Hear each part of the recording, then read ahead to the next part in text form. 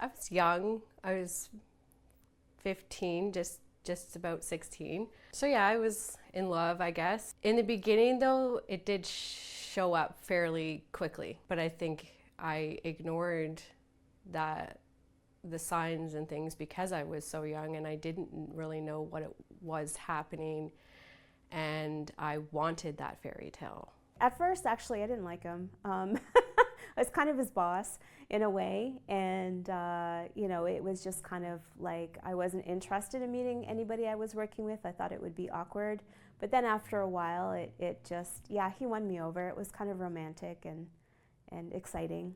What I loved about this person, how compassionate they were, how attentive, and how open they were to seeing someone, dating someone who had young kids. And even though they were significantly younger, the idea of joining a family was something that they were really looking forward to, and they really cared and were patient with my children. So it was something that I immediately fell in love with. In the beginning, he was very sweet, very kind, very giving, very caring. I would call this the honeymoon phase. It lasted approximately for that month period, and then he would change, he would switch. He was like an ex-cop, and I just had a thing for men in uniform. He was 6'2". He had a really, really good sense of humor.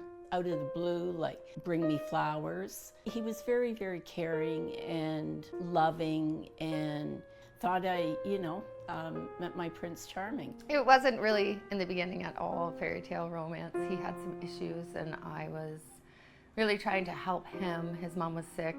He had some issues with his life back out in Manitoba, where he used to live. So I was just trying to be a helpful person towards him. It's important for us that our community realizes that women and children who are coming into the shelter because of abuse are homeless. They have left everything, they've shown up at our door, and they've left it all behind. They are homeless.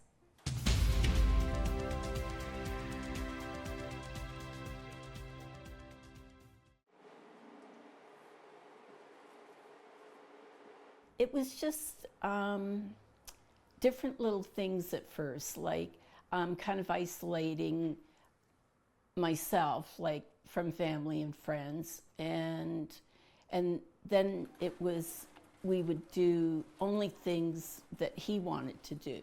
It was never if I wanted to do it. Oh no, don't have time for that. And things that we used to enjoy together, just that just kind of stopped. Okay, so if you wanted to go ahead and do that after the birth of our son is when I saw everything changed. I saw control, I saw jealousy, I saw insecurity, and I no longer was Shannon. I was mother to his child. I no longer was independent. I no longer stood on my own.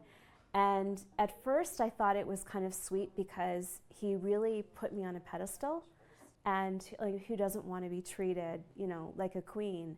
But then simple tasks of me going to the store to get formula or get milk or get diapers, and if I took too long, or if I was outside of our home talking to a neighbor for too long, it just all started to unravel. Now looking back, I am fully aware that the abuse started probably a lot earlier on than I even suspected, with a little bit of manipulation and control. So the idea of controlling who I saw, where I went, when I went places, who I could and could not hang out with. So those were some of the starting signs. As it went on, it controlled me to the point where I wasn't allowed birth control. I would try to get on birth control. He wouldn't let me use it. I remember trying to hide like a patch on my body somewhere. He'd find it and rip it off. I wasn't allowed to go to doctor's appointments. I cut my hair really, really short in the beginning, near the beginning of our relationship, and he seemed to really like it. And then I wasn't allowed to really grow my hair long anymore. I wasn't allowed to wear makeup. I wasn't allowed to dress a certain way. Family would, like his family, even would find my clothes, you know, thrown out on a pathway that they, you know, used to walk their dog or something. I wasn't allowed friends. I wasn't allowed to go to school. I wasn't allowed to get a job. And when he did work, I would have to meet him after work halfway just so that he knew where I was and what I was doing. Dinner had to be served at a certain time for him. Like,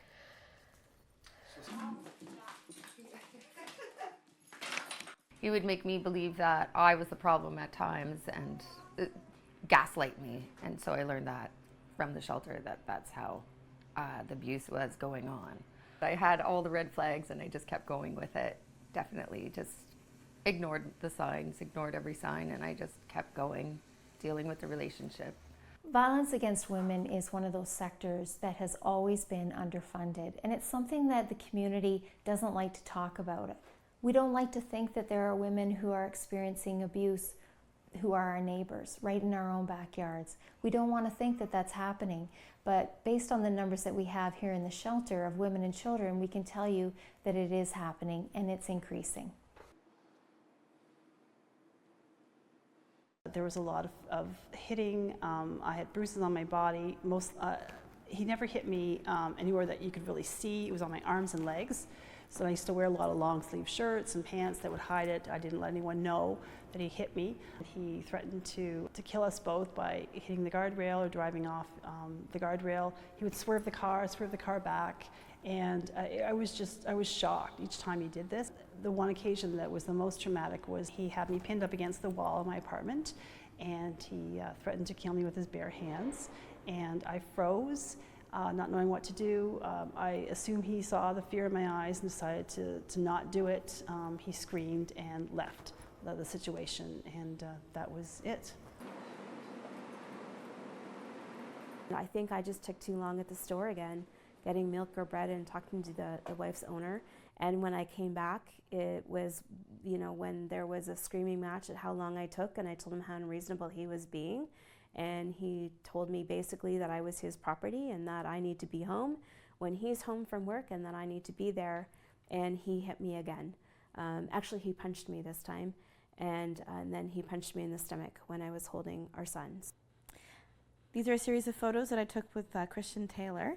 While I was living at the shelter, I was going through a week of not getting out of bed, and I just felt really crappy about myself, and I was able to reach out to a friend who said, hey, let's go take some photos and remind you of how beautiful you are. So the first part of the abuse started with physically sexual abuse. So it was demanding sex from me when I didn't want to give it. So we had a very healthy sex life. And I guess it made him feel that he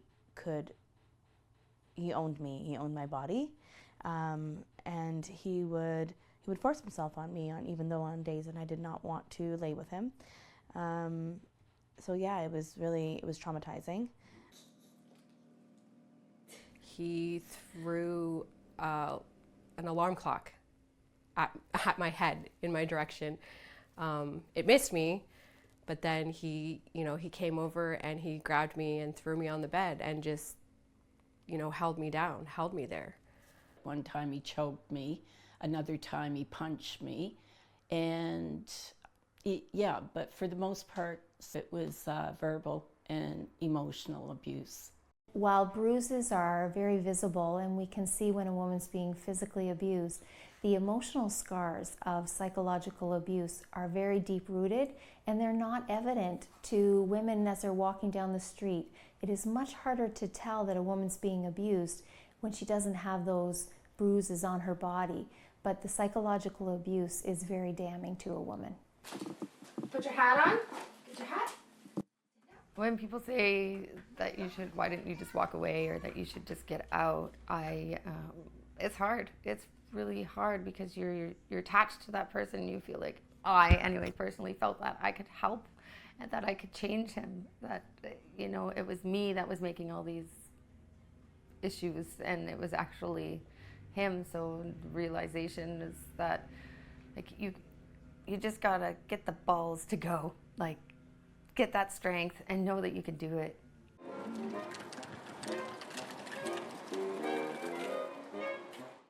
reason why I stayed with him and went back to him after the abuse happened was, I guess there was a lot of confusion. I didn't know, I didn't understand. He seemed sincere when he did apologize. He was even suicidal, and I guess part of me felt like I had to save him. I had to rescue him. I felt responsible for him. I thought that if you were in a relationship, that you took care of the other person. You were there through thick and thin, regardless. I didn't really think about myself and taking care of myself first. I just thought about, you know, that I had to keep working at it. There had to be some answer somewhere to why he was doing this, and that I could change him.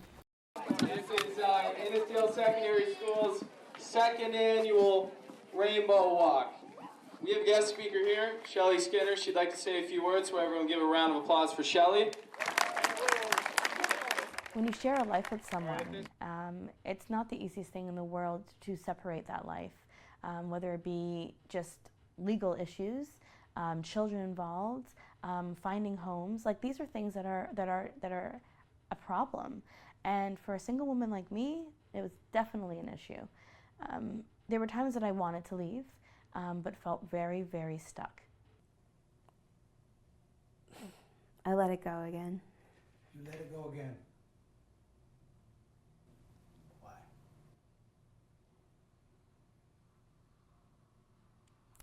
Because I thought he just needed to be loved.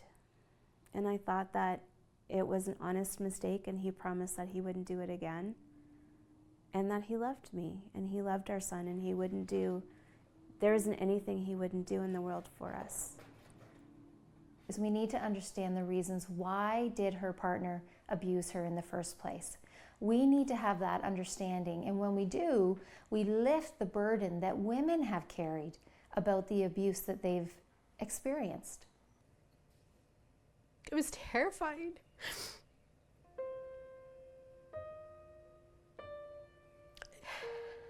And it was scary, and it was lonely. I was embarrassed. I was ashamed. And I had small children too that I worried about, and I still worry about them ending up in a relationship that isn't good for them, or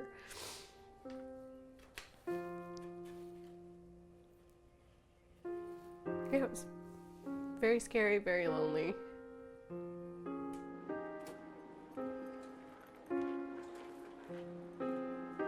It makes you feel like you're the most worthless thing on the face of the planet. It's you're just broken inside. You have no self-esteem. You think you're lower than dirt. Yeah, it's terrible. And 7 years later, I'm still going to a counselor to deal with this. A year ago, what we knew is that every 6 days in Canada, a woman is killed by her intimate partner. New research is saying that it's every 2.5 days now that a woman is killed in Canada by her intimate partner. I knew it was over when he threatened to kill me.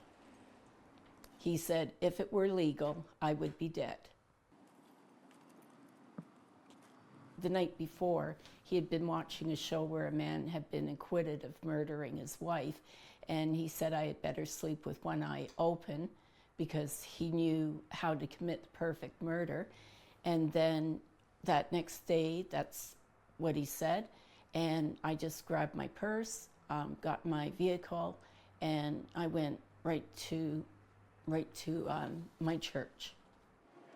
407, are you available to respond to a report of a domestic? We have a report of a female advising that her husband has been drinking, requesting police attend to their location for assistance. Are you available? Immediately upon arrival, as we're pulling up to a call, we're receiving information from our dispatchers to let us know if we've been there before, if there's ever been charges before, if the people inside the house have any sort of weapons, right down to whether there's dogs inside the house that we would also have to think about. These are all things that are in our heads as we're driving to the call so that we can ensure the safety of the officers as soon as they get there.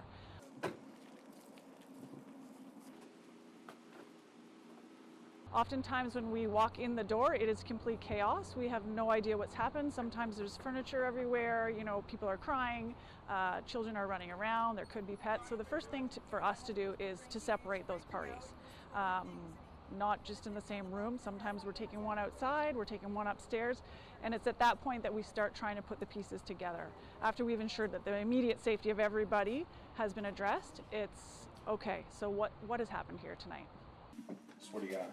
So she's alleging that they've gotten into an argument. They have to make a call about what's happening. We are very proud of our police and that they're looking at situations like that from a trauma-informed lens. We want them to have an understanding that women will act in a certain way because of the abuse that they've been living in. If you're going to a break and enter, it's after the fact, and there's emotion, but it's not this heightened sense of elevated risk for the officers and for the female and the male and the children. So yeah, those are some of the toughest situations that we have to respond to. It is very hard for a woman to stand up in court and tell the story about the horrific abuse that she's endured. And she's saying that in front of people that it's a very embarrassing thing. She feels a lot of shame and guilt to have to tell that story. But in order for her to be believed, she has to go through that horrendous process. These court process can take anywhere, up to 2 years, and so that's something that the officer is involved in, every step of the way. Oftentimes they have to testify, there could be pre-trials. So when they get to the scene, they're already thinking about what kind of evidence do I need to secure here. So that piece is there as well, while they're trying to deal with the immediate situation. Eventually, maybe the calls will decrease, but I think our quality in response to those calls has definitely increased.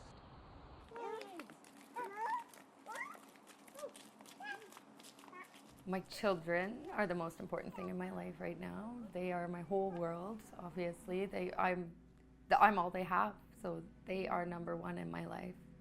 That and making my own happiness, being happy so then they can have a happy mom. Where'd you go? She doesn't understand the history behind at all, not yet. And I don't really tell her too much because I don't like her to know that. When she's older, I'll let her know, but right now I'm not gonna. I just tell her if she asks about her dad, I say that Daddy's not allowed here, Daddy's not nice to mommy, and that's about it. We know that children who are exposed to violence potentially will experience violence as an adult, but they also may have the potential to become an abuser. And when we think about what it is that causes men to become violent, we need to consider what their growing up looked like. How were they parented? How did they learn how to deal with conflict? I'm proud of who I am as a woman, as an Indigenous woman. But because of the abusive relationship that I was in at the time, I was not able to identify with my Indigenous culture. Now that I'm out of that relationship, I'm now able to reconnect with my roots, and also gives me the chance for my children to know their Indigenous roots as well. My children are very aware of what happened, especially the older ones. They witnessed quite a few things themselves. The younger ones not so much. They were little when I left, but they still had questions just because it was kind of always brought up here and there, because that is their father, and they, couldn't believe that he would do something like that. Ready? 3, 2, 1, go! Today is our 10th annual Walk a Mile in Her Shoes. It is an annual event that happens at Heritage Park, and we invite the community to come down, rally, fundraise, all for the Women and Children Shelter of Barrie. It's so important for us to have men and women, families, come out and walk the walk. And they're letting the community know that we will not tolerate violence against women anymore.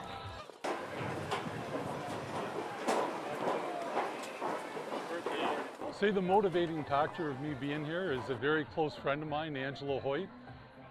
Life was tragically taken in May of 2011 by domestic violence.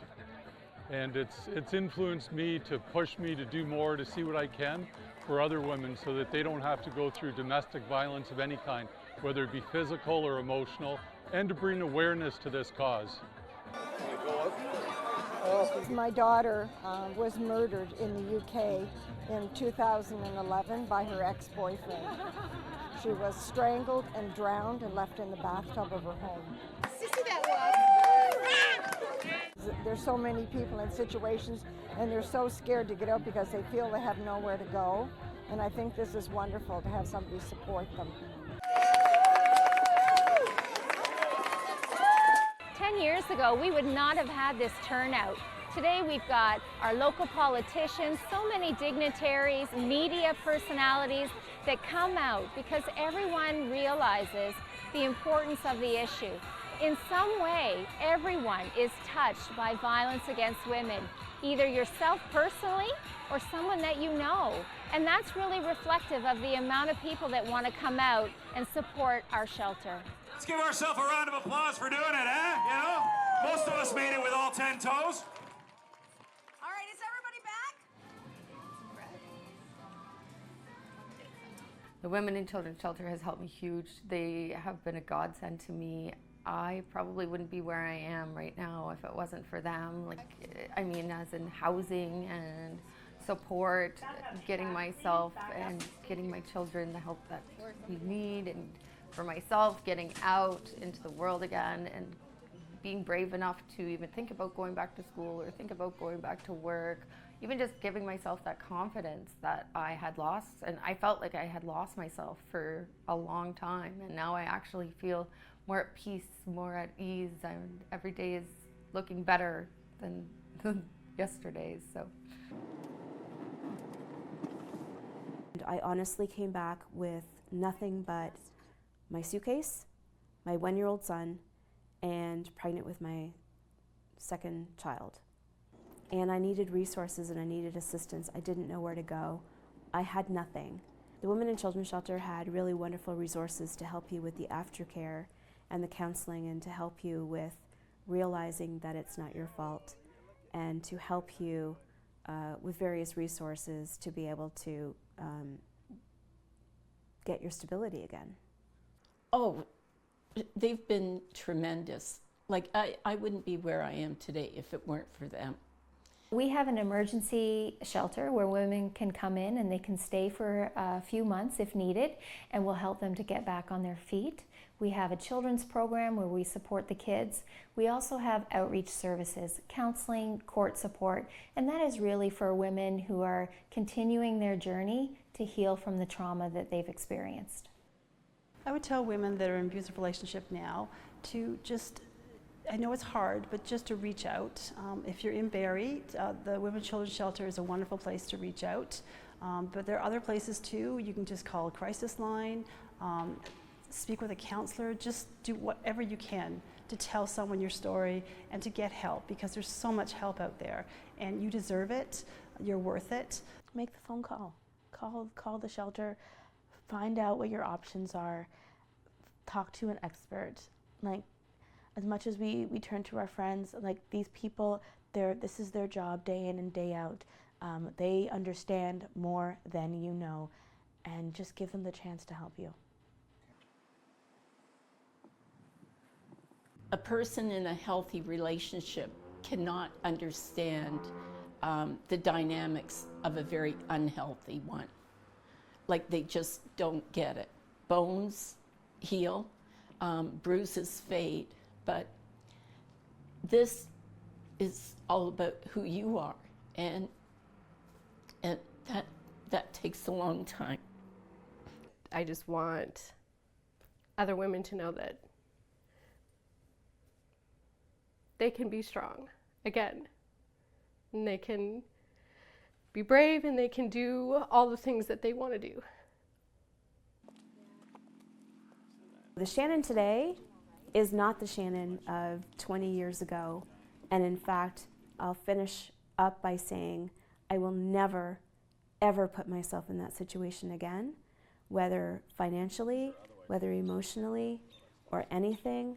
And I know my self-worth. And when I look in the mirror, it's not an ego, but it's a quiet confidence that I'm worth something.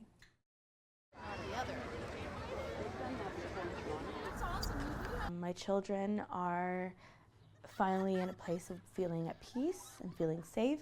They're flourishing as human beings. They make me proud every day. We have a home, a roof over our head. I've learned what I deserve in a relationship, and I have found a partner that I am so in love with, that just supports me in everything, and understands me and is kind. I feel very confident. I'm doing things that I love now. I do my art, and I have an art and jewelry business, and I enjoy going to different events the Women and Children's Shelters put on. I just feel confident now that I can go forward and be happy, and I know how to take care of myself, and that's been really important.